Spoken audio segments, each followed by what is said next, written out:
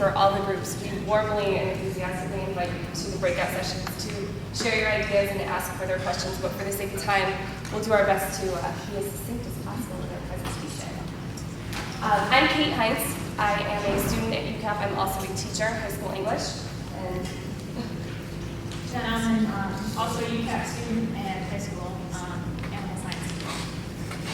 At the risk of sounding a bit redundant in terms of the history aspect of school governance councils, we'd like to just highlight a couple things as our recommendation and our true focus when we examined the research was a little bit more broad scope in comparison to the other two groups that preceded us. In terms of the history, Chicago, as was alluded to earlier, in 1988, they really had the kickoff, where true LSCs, or for the sake of the conversation today, SGCs, were executed. In that first year, a lot of problems were identified, and fast forward 7 years into the second reform in 1995, those problems still existed. And what we noticed in the research was that in that first year, it's so critical to make sure that you solidify an effective, solid program. And so what we focused on for our research was trying to examine where the shortcomings were and what could potentially be put in place for Hartford, as we already are in the process of rolling out this initiative. What could be put in place in Hartford to ensure success? So a couple things, the two primary limitations that we identified is that currently school governance councils across the board have historically not met the needs of the learners. History shows us, or research shows us, that between 25 and 30% of existing SGCs or LSCs have failed to be truly effective. And in failing to be truly effective, they're therefore not meeting the needs of those students. They're not being effective leadership organizations for a school, and therefore are not really able to promote much change. What we've also found in the research is that because this limitation on affecting change, there has been very little significant growth in terms of student achievement and success there. Another piece that we noticed is that there is a huge discrepancy between structural organization and flexibility.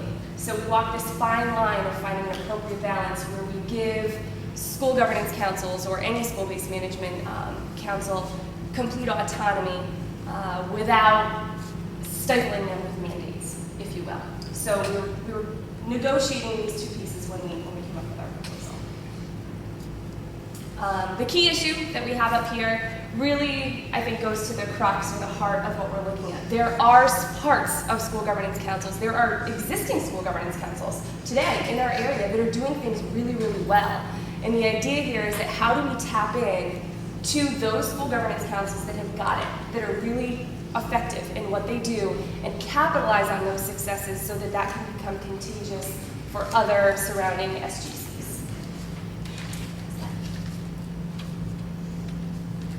All right, so the unveiling. Our recommendation, based on the shortcomings, based on what we have found, is that one thing that we feel is truly lacking is sort of a independent, central organization that is a central investor, if you will.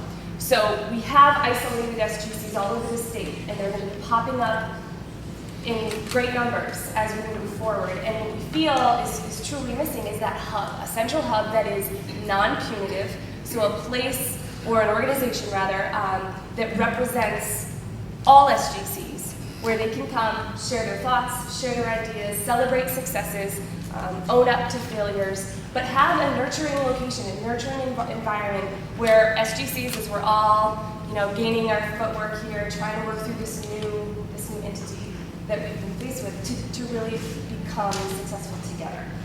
In doing so, our true vision, and I'm glad Mary is here today, because we're hoping to maybe plug the NEAG School of Education, or UConn, to maybe serve as our host for such organization, a nonprofit, a state-removed, if you will, structure that could potentially house such a vision. And in doing so, and in creating a structure for all SGCs to come and to convene, there would be an expectation that an SGC in Hartford, an SGC in Bridgeport, an SGC in New Haven, an SGC in Glastonbury because I think that that's a great direction to go in sooner than later, can all go and would all be intrinsically motivated to be on the same page. So in creating such an organization, there would be an increase in standardization without a mandate, but hopefully we could intrinsically motivate and inherently motivate such organizations, independent local SGCs, to merge and to share thoughts.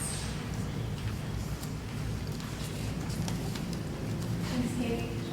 So right now, as Kate was just mentioning, we have the isolated SGCs located throughout the state, and our proposal includes having that centralized organization, or SGC-CT, which would serve as that hub for all the SGCs around the state to share in a non-punitive fashion all of their exemplar strategies, any difficulties they were having. They could come to a central host and network with other SGCs to develop best practices.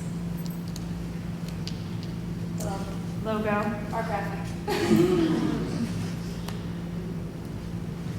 So in following with our culturally responsive plan, Geneva Gay and also with Rawls, these ideas of the SGC and our design are rooted with the principle of human morals and values.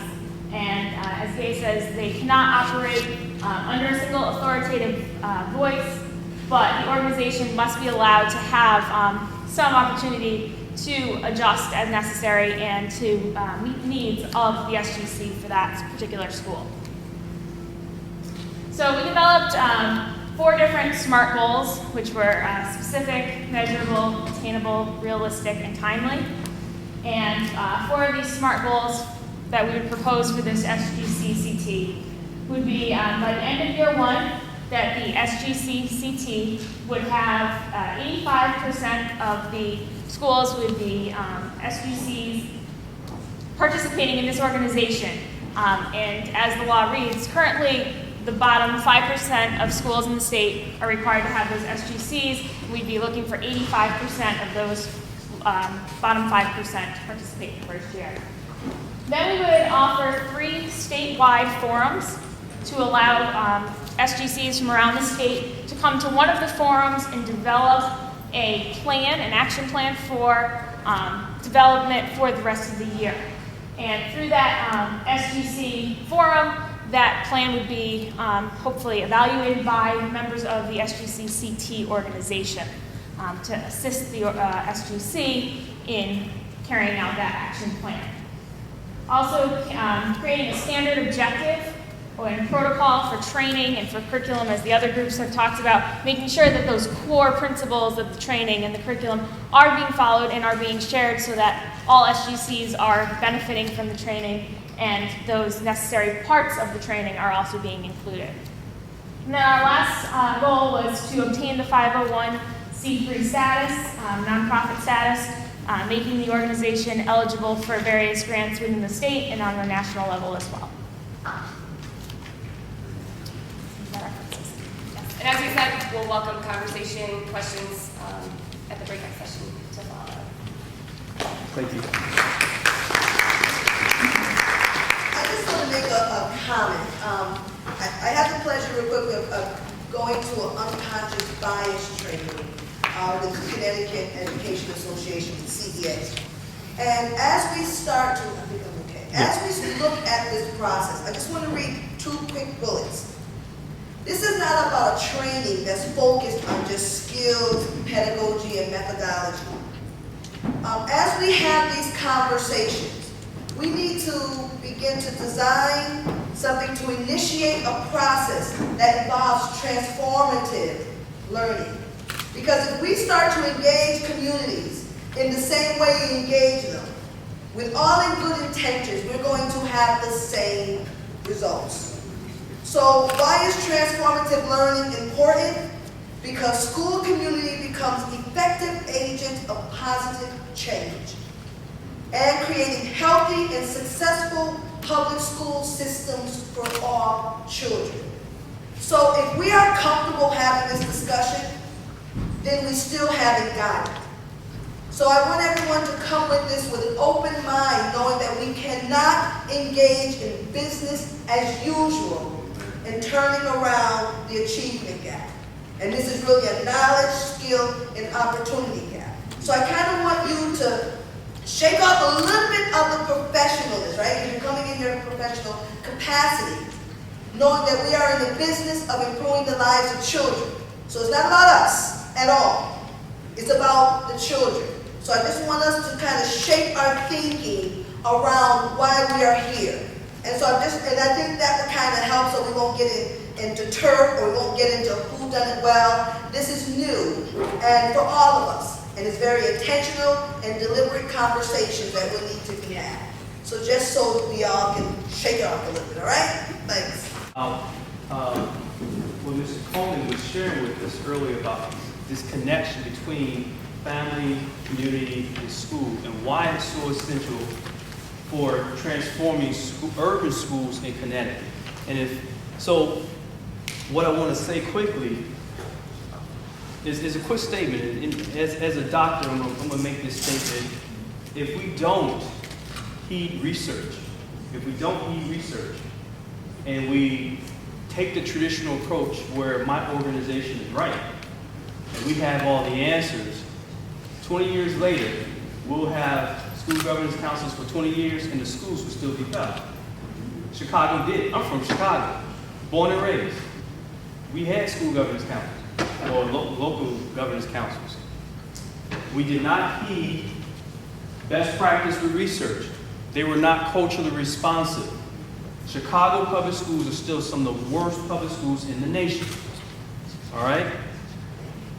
So part of my role as a researcher, as an educator, as an urban educator, is to ensure that we're looking at research deeply.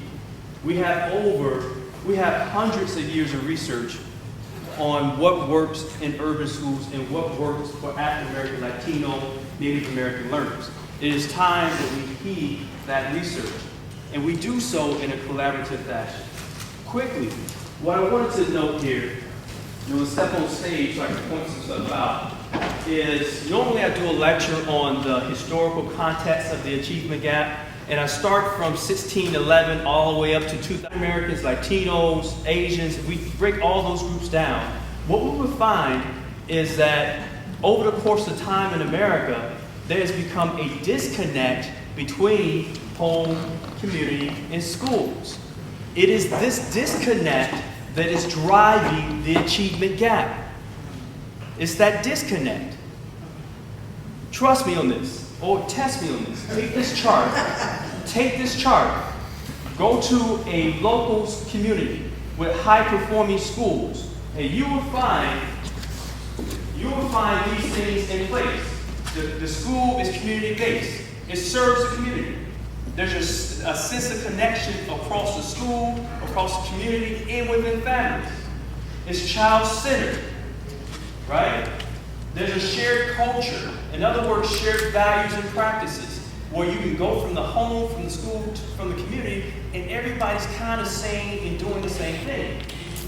There's a sense of collective effort. We're all in this together. The curriculum is responsive to that local community context. Trust me, go to any successful schooling community. Even some of our successful schools here in Connecticut, you'll see that the schools were able to establish these 6 practices that bring synergy between the home, the school, and the community. If they do so, what they find is there's this sentiment, this shared feeling, this shared belief about the relationship between the home and the school and the community. If these are positive, there's shared trust, there's shared respect, there's shared purpose, there's shared success. Now imagine if these are negative. There's no connection, it's not community-based, curriculum's not responsive, there's no collective effort, there's no shared culture. The culture of the home is so different from the culture of the school that there's a culture clash whenever the kid comes into the classroom, right? It's not child-centered. These all then turn to negative. Lack of purpose, lack of respect between teacher, home, and community. Lack of trust, lack of success. This separation of the educational process from the community that it is intended to serve is driving the achievement gap. It's driving the achievement gap. Our conversation today is designed to move us a little bit closer to this. In my belief, school governance councils, in their potential, the potential of it, is to play a key role in moving schools, homes, and communities closer to harmony, where there is these shared sentiments. Right now, what we have to overcome, and I hope the school governance councils can help us do this, is we got to overcome some negative, some distrust that has built up over the years. We have to overcome that, right? We have to overcome this sense of purpose where there's some confusion about the role of schools, right? We have to overcome the stigma that comes along with sustained failure. We have to overcome those things. Though it's bitterness on all sides of the aisle. Hopefully, the school governance councils will become a place where it's a collective action and collaboration can take place to help us heal. To help us heal. Because if the community is at war with the family, and the family's at war with the school, we get what we have now. So today, I would just ask that we set aside our affiliations and our commitments to our various organizations. And we have several organizations and families and communities represented so that we can exercise some intellectual innovation. Because right now, we need to do it differently. We have what Chicago did. We have what Hartford did. We want to take the best of what we can find, use our innovation, and come up with the very best possible strategy for implementing school governance councils, okay? Now, with that said, we're going to have a 10-minute break. During that 10 minutes, there's more coffee, cake out there, a bunch of sugar, if you like to eat. Get some fructose in the fruit, you know. We're going to convene. One group will stay here. If you're interested in session 8, it will stay here. That will deal with creating this central body so that we can find a way to share research and share best practice, to develop a common. I believe we need to have a statewide curriculum. I know that's not traditional Connecticut, everything's local, but in this effort, I think we need to have a statewide curriculum. I think we need to do it. And don't tell me we can't do it because we haven't tried. So let's just, you know, we're going to start that conversation here in the auditorium. If you're interested in learning how, and talking about how school governance councils training for teachers, training for parents, training for school leaders can be culturally responsive and help to transform this problem here, that will be in 402 upstairs. Okay? That's session B. Sessions, and then I got them all mixed up. That's session A. That's session A. Right, we don't get it together. Oh yeah, okay. So session A is in here. Session B is in 402. That deals with the school culture and climate and training issues of training. So if you're interested in talking about how can we develop the best set of trainings for everyone, go to 402. 404, we'll be dealing with, I'm sorry. Auditorium is for training. Yeah, see, auditorium is for training. Okay? So stay here. If you're interested, we'll read. Every group get together, we kind of rotate around and read each other's recommendations. We ask the facilitators to ask someone to volunteer for their group to present their information. And I guess since we're here first, what's your name again? Paul. Paul, let's go Paul. Paul's going to bring us home. He's going to present the findings for. Yes, we do. Thanks. So more specifically, our findings were not just centered on general professional development, but more on what would be key topics to have in any training of school governance councils. We didn't even have time to get to 4, but we feel like our 3, speak for themselves. The first one was really doing a deep dive in the training on the exact mission, vision, goals, purpose, and roles of every member of the school governance council. Everyone has to have a clear understanding of their roles and responsibilities. And more importantly, they have to understand how their governance council can and should impact student achievement. So everyone really has to kind of buy into what they're doing and what their goals are as a council. The second one was ensuring that there were topics related to team building and collaborative leadership. Thank you. Within team building, we're talking conflict resolution, but really training however long it needs to be to make sure that everyone is not just playing nice together, but really understands each other's backgrounds and sees everyone as bringing their unique assets to bear on what this council has responsibility to do. And then the third one, we talked about there being topics within the training on what it takes to create a culturally responsive school. The SGC would have to first define what culturally responsive looks like and put culturally responsive in the context of their community, but then really being able to kind of apply this framework for what a culturally responsive school looks like to their school, so that they can then carry out their roles in governance.